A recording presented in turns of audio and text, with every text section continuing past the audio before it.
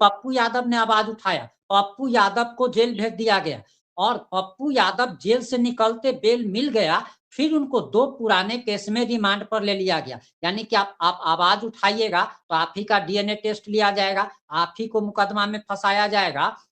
पप्पू यादव जी ही एक ऐसे नेता निकले जो खुल करके नीट मामले में मुखर थे और हमेशा आवाज उठा रहे थे। तो उन पर आपने देखा जो 30-32 साल पुराना मामला है उसको लान करके गिरफ्तारी हुई। और एक यह कोई इंसिडेंट कहिएगा, संजोग कहिएगा या सरकार का साजिश कहिएगा कि जब से वो जेल गए और जब जब बेल पिटीशन फाइल उनका होने के लिए रहता है तब तब पटना सिविल कोर्ट को ईमेल से बम के उड़ाने की धमकी दे दी जाती है। और हद तो तब हो गई कि लगातार हद तो तब हो गई कि लगातार 7 दिनों में लगभग 4 बार बम से उड़ाने की धमकी ईमेल के माध्यम से मिल गई है। सिविल कोर्ट नहीं, अब मतलब ढोल हो गया है कि जब मन तब इसको आइए आप पीट दीजिए। और ईमेल कहीं से निकलता है तो उसका प्रूफ होता है, आप जहां से ईमेल हुआ उसको नहीं पकड़ रहे हैं। जो अफवाह फैला करके कोर्ट बंद करवा दे रहा है, अभी तक उस पर प्रशासन नहीं पहुंची है। भाई हमको तो समझ में नहीं आ रहा है कि कैसा प्रशासन है, क्या कर रहा है। इतना बड़ा बिहार के राजधानी पटना में सिविल कोर्ट में 7 दिन के अंदर 4 बार कोई धमकी देता है कि हम बम से उड़ा देंगे, वो भी ईमेल के माध्यम से। और अभी तक पुलिस उसको नहीं पकड़ी है, उसको आइडेंटिफाई भी नहीं कर पाई है। तो इसको कोई इंसिडेंट नहीं कर सकते, इसको षड्यंत्र कर सकते हैं कि पप्पू जी जेल से न निकले, वो उनको बेल न मिले, वो जेल में ही रहे कि इस मामले पर कोई बोलने वाला, कोई सांसद तो बोल नहीं रहा है, पप्पू जी के बाद कोई विधायक तो बोल नहीं रहा है, कोई ऐसा जनप्रतिनिधि नहीं है जो कह रहा है।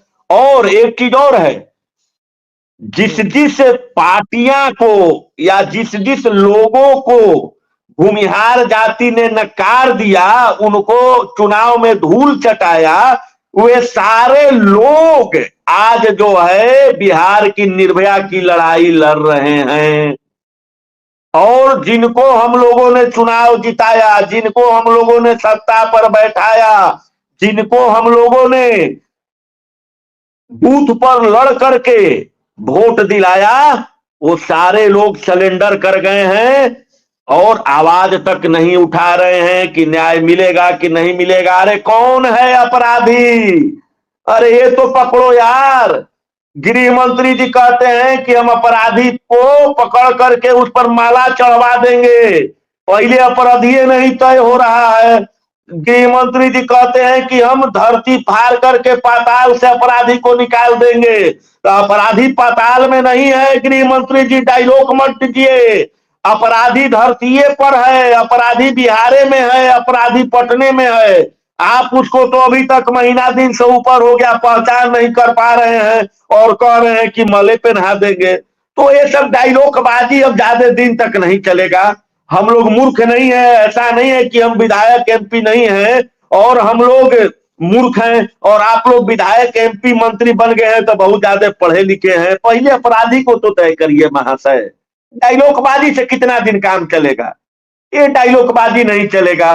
तो यह भूमिहार समाज को समझना पड़ेगा। यह बात मायने नहीं रखता है कि हम किसके साथ हैं, मायने यह बात रखता है प्रिंस जी कि विकट परिस्थिति में हमारे साथ कौन खड़ा है, यह सबसे बड़ी बात मायने रखता है।